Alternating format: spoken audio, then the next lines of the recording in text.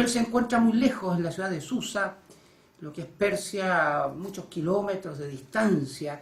Habían pasado ya muchos años del cautiverio, estábamos ya al final del proceso de cautiverio, ya se había dado la orden de Ciro, después de los 70 años de regresar a la patria. Ya Esdras y Zorobabel habían reconstruido las murallas del templo, y estando Nehemías tan lejos se deduce que Nehemías fue una persona que nació en el cautiverio, fue hijo de una de las familias deportadas y que nació allá. Sin embargo, a pesar de haber nacido en el exilio, él conservó su fe en Dios genuina y el conocimiento de la palabra de Dios. Entonces, él había llegado a un cargo muy alto en ese imperio, ya que llegó a ser copero del rey. Copero era una labor de mucha confianza, ya que tenían que probar los alimentos del rey, ya que podían ser envenenados en cualquier momento. Era persona de mucha confianza y por tanto de una llegada directa y cercana al rey. Bueno, en una ocasión llegan algunos familiares, hermanos de judíos desde Jerusalén y le cuentan a él las noticias de cómo encuentra la ciudad al preguntar. Y así comienza este libro de Nehemías. Palabras de Nehemías, hijo de Jaraquías. Aconteció en el mes de Quisleu. El mes de Quisleu corresponde a noviembre-diciembre. En el año 20 del rey Artajerjes, estando yo en Susa, capital del reino, que vino Hananí, uno de mis hermanos, con algunos varones de Judá. Y les pregunté por los judíos que habían escapado, que habían quedado de la cautividad, y por Jerusalén. Y me dijeron, el remanente, los que quedaron de la cautividad allí en la provincia, están en gran mal y afrenta, y el muro de Jerusalén derribado, y sus puertas quemadas a fuego. Es interesante que en estas 3, 4 palabras, frases tan sencillas, resumen los que les trajeron las noticias de cuál era el estado de situación de su pueblo, de sus compatriotas allá en Jerusalén. Y le dice, los que quedaron de la cautividad están en gran mal y afrenta. ¿Y cómo describe este mal? Relacionado con la ciudad de Jerusalén, el muro de Jerusalén derribado y sus puertas quemadas a fuego.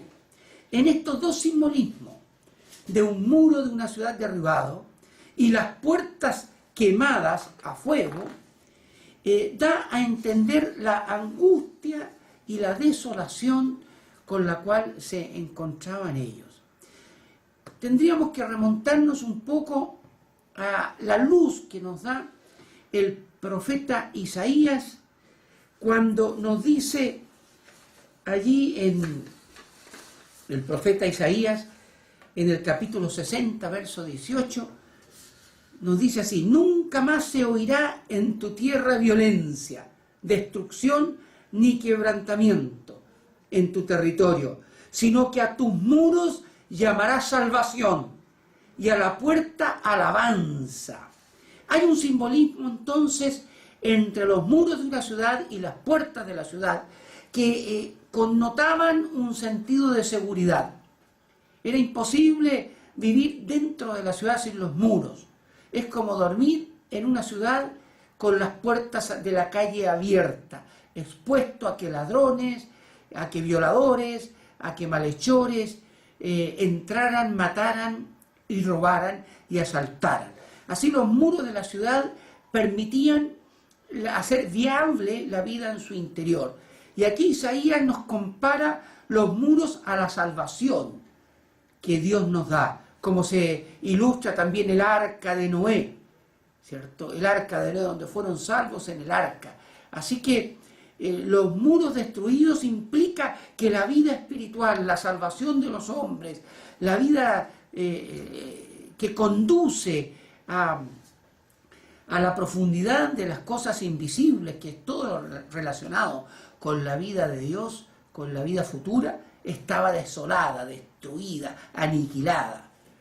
Y por otra parte, las puertas que son la alabanza, por las puertas que es la puerta de la fe, la puerta es la entrada al cielo, la puerta es Cristo, dice yo soy la puerta. Entonces todo eso estaba quemado a fuego por una parte, porque uno no sacaba nada con tener unos muros de ciudad bien protegidos, si las puertas que estaban en distintos lugares y esquinas accesibles estaban abiertas, porque por eso entraban, y ustedes han visto muchas películas donde eso acontece. Así que era indispensable las dos cosas, los muros y la puerta. Y ambas cosas, en este relato que nos hacen los que vienen de la ciudad, se encontraban entonces desoladas y en gran afrenta.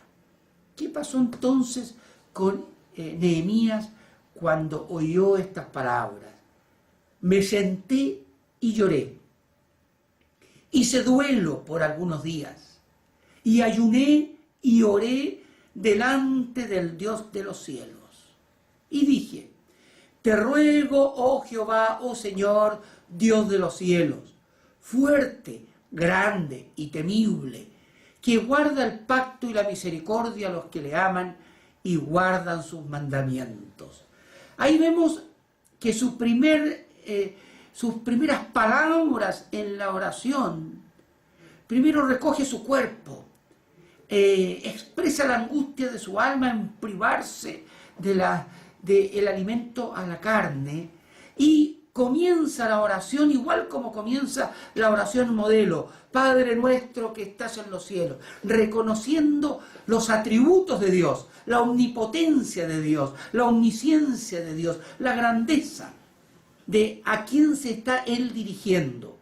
Amados, es importante que cada vez que oremos tengamos presente y declaremos que nuestra oración, nuestro ruego, nuestro clamor se dirige al Rey de los Reyes, al Señor de los Señores, al Autor de la vida. Y por ende, a eso acrecienta nuestra fe y proclama entonces el sentido profundo y la esperanza en que nuestra oración va a tener resultados, porque no estamos dirigiéndonos a un ser cualquiera. Entonces, a continuación de reconocer los atributos, que guarda el pacto, es un Dios veraz. Decíamos días atrás que el cielo y la tierra pasarán, recordando a las palabras de Jesús, mas el cielo y la tierra pasarán, mas mis palabras no pasarán. Él guarda el pacto, y Jesucristo hizo un nuevo pacto con el hombre, contigo y conmigo, con la humanidad creyente, con todo hombre que se arrepiente y cambia de conducta. Él guarda la promesa, el convenio, el acuerdo firmado por el sello de Dios que tiene con cada uno de nosotros. Y además nos promete la misericordia, ese corazón que se compadece con la miseria humana de los que le aman, a los que le aman y por cierto guardan sus mandamientos. Vemos aquí también que la oración está sustentada en la palabra de Dios. No es un espiritualismo, no es un acto de comunicación con los seres, con algo más allá de lo visible, como muchas otras religiones o gente también se comunica con el mundo invisible. Es una comunión, una oración, pero sustentada en la palabra de Dios. Es importante, amados, también entender que lo que rige nuestras vidas, la norma de fe y de conducta para nuestras decisiones, para nuestros pasos, es la palabra de Dios. Entonces nuestro espíritu, nuestra espiritualidad debe ir concordante con la palabra de Dios. Por eso que Nehemías le recuerda a Dios que Él guarda el pacto y que Él tiene misericordia con los que le aman y guardan sus mandamientos. Y a continuación entonces prepara y clama para la petición concreta. Ahora esté atento tu oído, abierto tus ojos para oír la oración de tu siervo, que ahora hago delante de ti día y noche. Oramos en este instante pidiendo que el Señor incline su oído y abra los ojos a cada hogar donde se está escuchando esta palabra. Porque esa palabra escrita, recogida, este acontecimiento ocurrido hace 2500 años, ha quedado estampado para tu edificación y para mi edificación, para que nosotros hoy podamos creer en ello. Así que oramos en el nombre de Jesús para que incline su oído, abra sus ojos a cada corazón, a cada realidad de las oraciones que como siervos de Dios levantamos hasta el trono de la gracia de Dios. Ahora, continuando Nehemías, vemos que él hace oración día y noche, y esta oración estuvo 4 meses, él estuvo orando antes de obtener respuesta. ¿Por qué sabemos eso? Porque en el capítulo 1 registra el mes de Quisleu, cuando el rey lo recibe de copero, al parecer andaba de viaje en otros lugares, en otras provincias, cuando él puede expresarle o Nehemías percibió que ya era hora de comunicarle al rey su petición, registra en el capítulo 2, verso 1, que era el mes de Nisan o Nisan. Este mes de Nisan corresponde a marzo o abril, por lo tanto habían pasado 4 meses antes que él esperara la respuesta de Dios o se viera la oportunidad de preguntarle y de comunicarle al rey lo que habría de pasar. Ahora su oración era perseverante, por tanto hay que perseverar en la oración. Usted y usted que ha abierto su casa y aquellos que están los días martes, tenemos todos el imperativo de perseverar en estos benditos martes que esperamos con mucha expectativa y vamos a ir registrando, como algunos de ustedes lo están haciendo, las respuestas a nuestras plegarias, a nuestras solicitudes que estamos haciendo cada martes para bendición de las familias, de la iglesia, de nuestra patria y del mundo.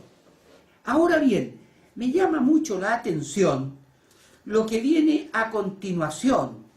Él dice en la última frase aquí, hago ahora delante de ti día y noche, esta plegaria, y agrega, por los hijos de Israel, tus siervos. Él no está solicitando por él mismo, sino que él está pidiendo por los hijos de Israel. Y continúa, y confieso los pecados de los hijos de Israel que hemos cometido contra ti. Sí, yo y la casa de mi padre hemos pecado. En extremo nos hemos corrompido contra ti y no hemos guardado los mandamientos. Miren ustedes, primero hace una confesión general. Reconozco que como pueblo, como nación, hemos pecado. Yo y la casa de mi padre hemos pecado. Y después que hace esta confesión general, va a lo particular. De allí que es importante que reconozcamos delante del Señor específicamente las cosas, las acciones, las omisiones, los pensamientos que hemos hecho contrarios a su santidad, delinquiendo contra lo que Dios demanda de cada uno de nosotros. Y nos encontramos aquí no solamente con esta enseñanza de ir de lo general a lo particular, sino que también con algo muy curioso, que es entender que hay también pecados colectivos. Él dice, yo y la casa de mi padre hemos pecado. Hay un pasaje en el libro de Jeremías que cuando lo leí me llamó mucha atención y me dio luz y revelación en este sentido. Aquí vemos cómo una familia entera idolatraba. Era una familia israelita, judía, creyente en Dios, tenía la Torá, leía, conocía la palabra. Sin embargo, nos registra Jeremías, los hijos recogen la leña, los padres encienden el fuego y las mujeres amasan la masa para hacer tortas a la reina del cielo y para hacer ofrendas a dioses ajenos para provocarme a ira. Es decir, vemos una familia completa, papá, mamá, hijos, varones y mujeres, todos colectivamente contribuyendo a hacer unos panes, unas tortas, para ofrendarlas a falsos dioses. La reina del cielo, vale decir la luna, las estrellas, los astros, al sol, como antaño se le rendía pleitesía y adoración, aún al horóscopo, a los signos, a las galaxias, y ancestralmente muchas tribus, y Cristo y Dios mismo a través de su palabra vino a advertir sobre todas estas idolatrías. Sin embargo, esta gente la vemos aquí colectivamente pecando. Así que hay pecados familiares de los cuales es conveniente que la familia entera se arrepienta de ellos. Pero también hay pecados generacionales, de que se van transmitiendo actitudes y conductas de generación en generación, de padres a hijos. Uno de los casos más emblemáticos y más conocidos es la situación de Abraham. Fíjense que una vez más vemos cómo la Escritura traza y dibuja la realidad del ser humano, deja sintetizada la realidad del hombre con sus debilidades, fortalezas y también con sus defectos. Aquí, en una ocasión en que hubo hambre en la tierra, situación de angustia, de cesantía, podríamos pensar hoy día, aflicción de salud, de cualquier naturaleza, había una tremenda necesidad, en este caso el hambre. Abraham fue a Egipto para morar allá, porque era grande el hambre en la tierra, y aconteció que cuando estaba para entrar en Egipto, dijo a su mujer: he aquí, ahora conozco que eres mujer de hermoso aspecto, y cuando te vean los egipcios dirán: su mujer es, y me matarán a mí, y a ti te reservarán la vida. Así que pues, di que eres mi hermana, para que me vaya bien por causa tuya, y viva mi alma por causa de ti. Es decir, hace cómplice a su esposa en una mentira para poder sobrevivir. Y este pecado, que se ve que era un poco habitual en el mismo Abraham, porque después, poco tiempo después, repitió lo mismo, acampando en la tierra de Negev, habitó como forastero en Gerar, dijo, esto está en el capítulo 20 de Génesis, en el anterior, en el capítulo 12, dijo Abraham de Sara, su mujer, es mi hermana. Y Abimelech, rey de Gerar, envió y tomó a Sara. Y bueno, ahí Dios preservó que se cometiese un adulterio, y vino Abimelech en sueños de noche y le dijo: aquí muerto eres a causa de la mujer que has tomado, la cual es casada con marido.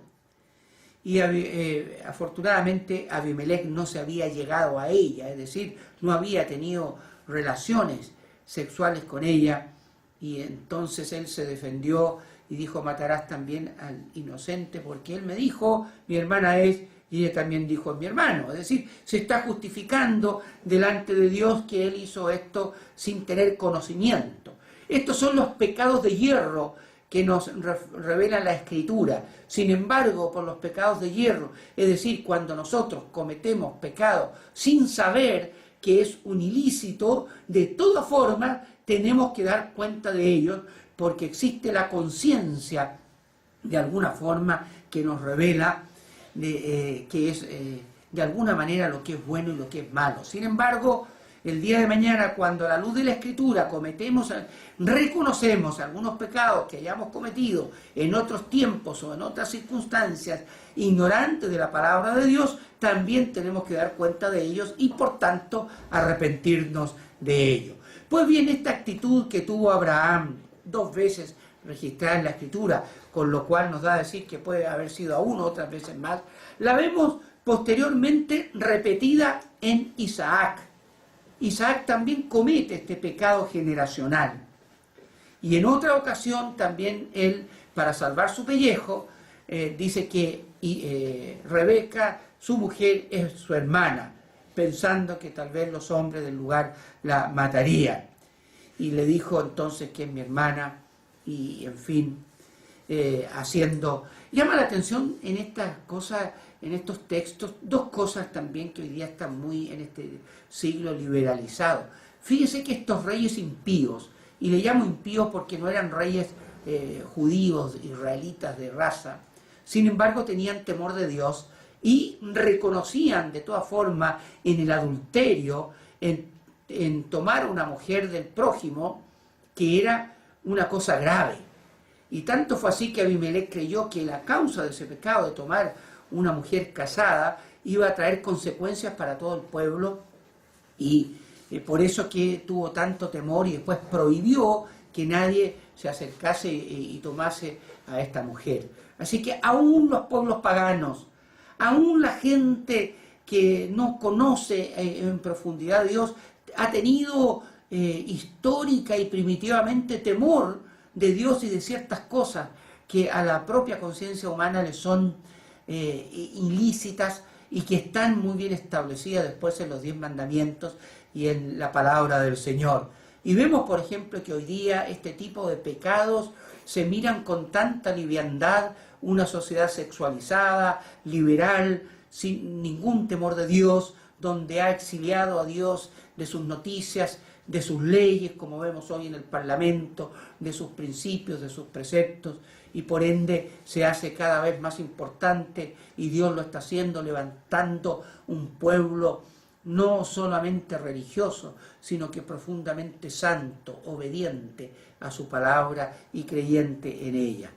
Bueno, continúa la oración de Nehemías diciéndole: acuérdate ahora de la palabra que diste a Moisés tu siervo, diciendo: si vosotros pecaréis, yo os dispersaré por los pueblos, mas si os volviereis a mí y guardareis mis mandamientos y los pusiereis por obra, vuestra dispersión, aunque fuere hasta el extremo de los cielos, yo os recogeré y os traeré al lugar que escogí.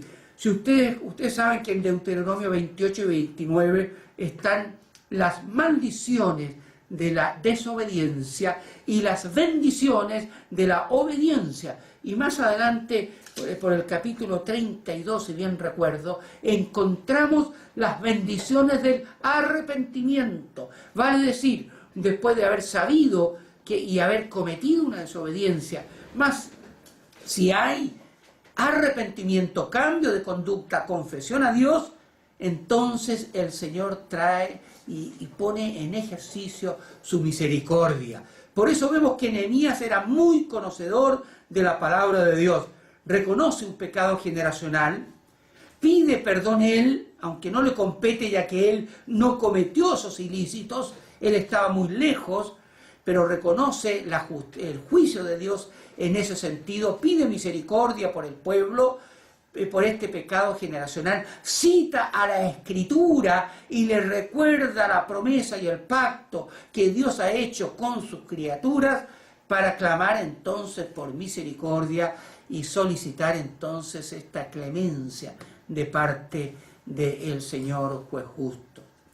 Y continúa esta oración: ellos pues son tus siervos, tu pueblo, los cuales redimiste con tu gran poder y con tu mano poderosa.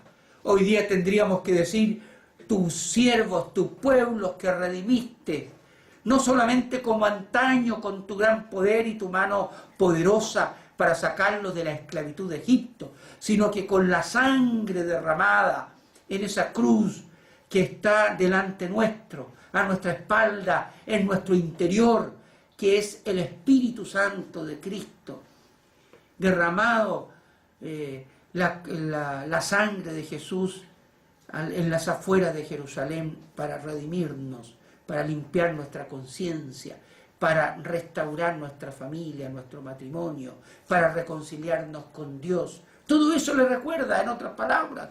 Y recordamos hoy, antes de hacer esta oración, que cada uno hará a continuación, entender que ese poder, esa mano poderosa, ese Cristo nos está escuchando, tiene su oído atento a nuestro ruego, sus ojos están plenamente conscientes de tu propia necesidad, de tu propia angustia, de tu dolor. Atento esté ahora tu oído a la oración de tus siervos, quienes desean reverenciar tu nombre. Concede pues ahora buen éxito a tu siervo. Dale gracia. Sí, Señor, danos gracia a nosotros como ministros, como siervos tuyos, como diáconos, diaconisas, siervos tuyos, cada casa, cada cosa que se hace para ti. Señor, que tú nos des bendición y siervo. Y después de estos 4 meses de plegaria, de angustia, de oración, él va delante del rey. El rey lo ve tan triste que le dice: ¿por qué está triste tu rostro, Nehemías? Pues no estás enfermo. No tengo noticia que hayas estado enfermo. Goza de buena salud. No es esto sino quebranto de corazón. Nuevamente, un rey que no es un rey del pueblo escogido, sin embargo, sensible a las cosas de Dios, atento también a la gente de confianza que le sirve. Fíjense que Nehemías, cada vez que se servía esa copa, arriesgaba su vida por su rey, ya que no pocos reyes murieron envenenados, y esa era la razón por la cual tenían que tener un copero. Así que ellos, en cada vez que probaban ese vino, esa agua, estaban arriesgando su vida. Y el rey entonces lo ve quebrantado, lo ve de corazón, y le dice: esto es un quebranto. Y le responde Nehemías: ¿cómo no estará triste mi rostro, rey mío, cuando la ciudad, casa de los sepulcros de mis padres, está desierta y sus puertas quemadas por el fuego? Una vez más vemos allí, ¿cierto?, la casa, sepulcro de mis padres. Está hablando de las generaciones que le antecedieron, sus abuelos, sus antepasados. Jerusalén, símbolo de la ciudad santa, donde Dios estableció su trono, donde estaba el arca, allí con los querubines y los serafines, donde se guardó una porción de maná, donde estaba la vara de Aarón que reverdeció. Todo eso fue quemado por las huestes babilónicas hace 70 años. ¿Y cómo, oh rey, tú quieres que yo no esté triste a causa de este dolor? Y así vemos entonces que tal como él lo solicitó que Dios le dé gracia, así también este rey le dio gracia a él y le mandó a reconstruir la ciudad, le dio bienes, le dio recursos para que pudieran ir entonces a reconstruir estas murallas, como sabemos, y la historia así nos registra al respecto.